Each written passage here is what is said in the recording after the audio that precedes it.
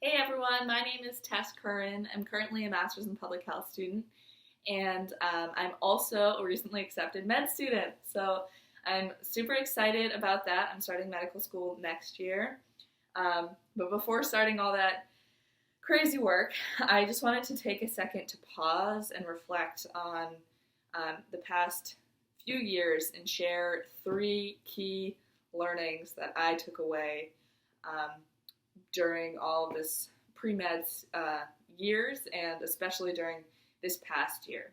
So as I started writing my personal statement in January, and then all my millions of secondaries in the summer, and attending all of those interviews in September, I did a lot of reflection on the whole process, and there were three things that I really wanted to share with everyone, because I think sometimes they kind of get lost in all the other stress and stuff you have to do as a pre-med student, but I think they're really important.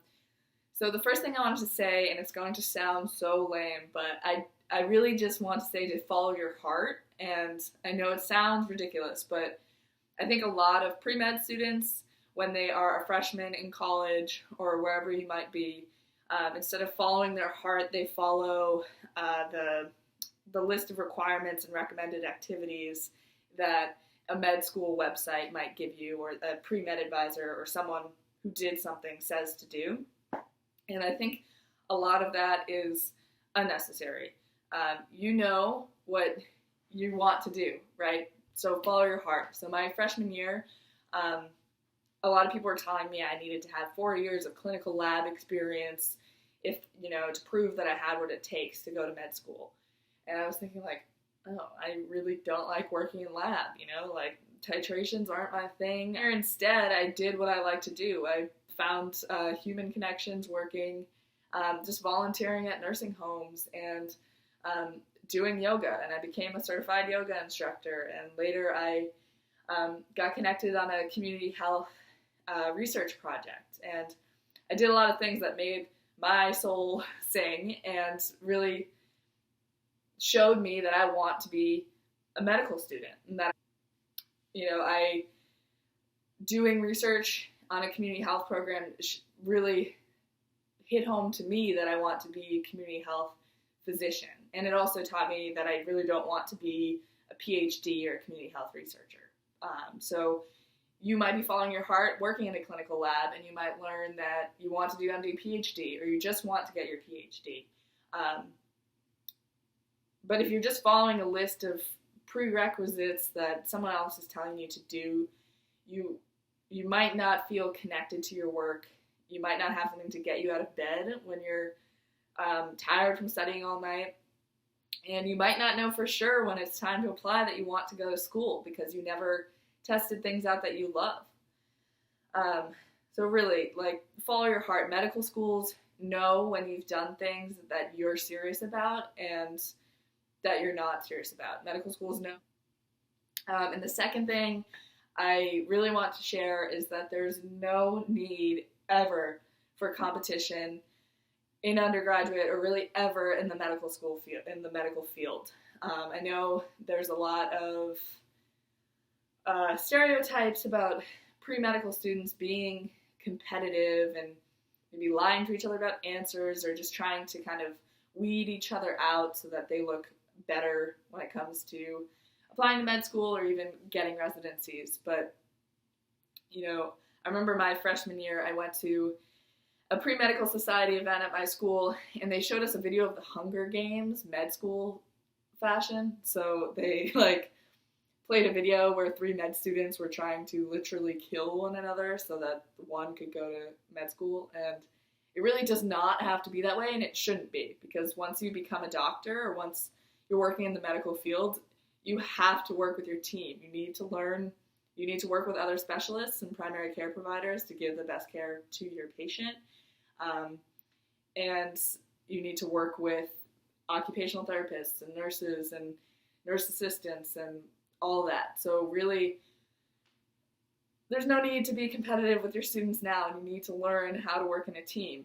So I really just highly recommend working with one another, helping each other. I chose, instead of being competitive, because I really don't work well under competition, I ended up forming like study groups where with friends during organic chemistry and labs where we all helped one another with what we needed. And I worked as a nurse's assistant for a long time and learned how important it is and learned how to be a good team player.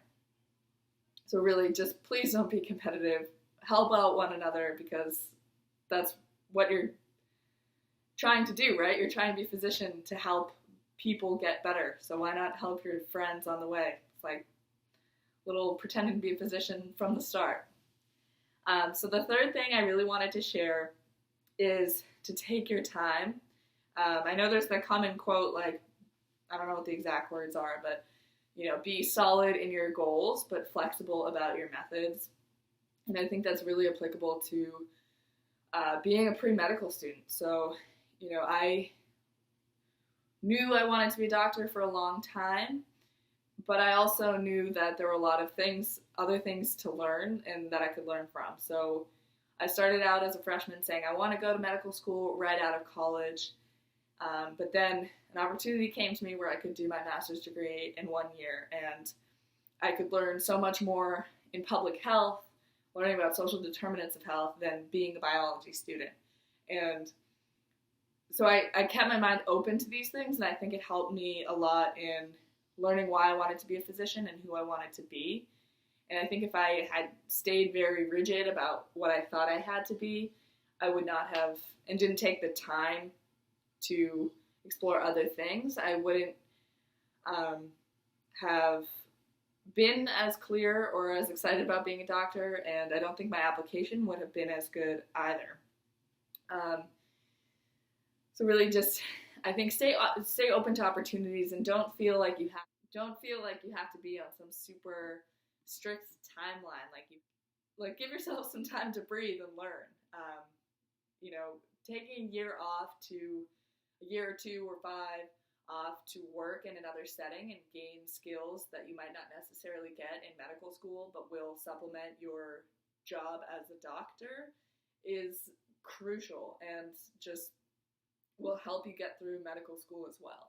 I think also it looks a lot better to medical schools and will help you look more prepared. So I took just a year off in between college and applying. I applied, I think this 1 year made my application so much more solid. Because I was able to talk about experiences during my senior year, I was able to learn from them, and I became excited about applying, and was still excited even when I was filling out like my 25th secondary. And taking your time also is just financially wise. It's not cheap to apply to med school. I mean, people talk a lot about how expensive the MCAT is and how expensive school undergrad is, but nobody considers how expensive it is to apply. So I calculated how much money I spent apply after the MCAT. This does not include anything other than just applications. And I won't give you the final figure, but just take this into account. So the processing fee by AMCAS, when you turn in your primary application to all of the U.S. medical schools, is $160. And secondary fees, which is something that you pay when a med school sends you a secondary application, can be anywhere from $0 to $150, maybe even $200. Generally, it's about $100. So if you were to apply to, say, 20 schools, which is sort of average, and you were to pay, say, an average of $100 per school, that's $2,000 right there. And then finally, there is the traveling cost. So if you are applying to schools that are not within driving distance, you have to pay for a flight there and back. Schools don't pay for that. You have to pay for a hotel if your school that you're interviewing at does not have a host med student, or you don't feel comfortable staying with a host. And then there's food fees that you have to pay when you're there. So I interviewed at 11 schools, and only about 4 of them were within driving distance. And even some that were within driving distance, they were like 3 hours away. So I stayed at a hotel the night before, and that was, $150 right there. So it's expensive. And I say this not to say you shouldn't apply if you don't have a source of financial income to do this. You can get financial aid for the application process.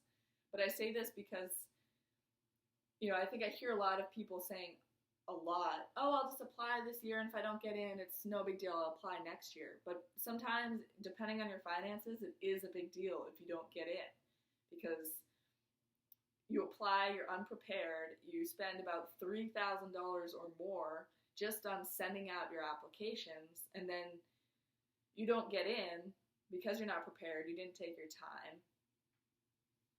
The following year, you might not be as prepared, and you will be more prepared, but you won't have the money to help you to apply to as many schools and give you more options. So really, please just take your time in the long run, learning why you want to be a doctor and preparing your application. Start early, write your essays early, get everything in early, and just give yourself the best advantage to getting into med school as you can. So this was just a brief discussion about the things that I learned while I was applying to medical school and being a pre-med student. Those 3 things being to follow your heart, don't listen to the prereqs, the extracurricular prereqs. Please do the prereqs in school.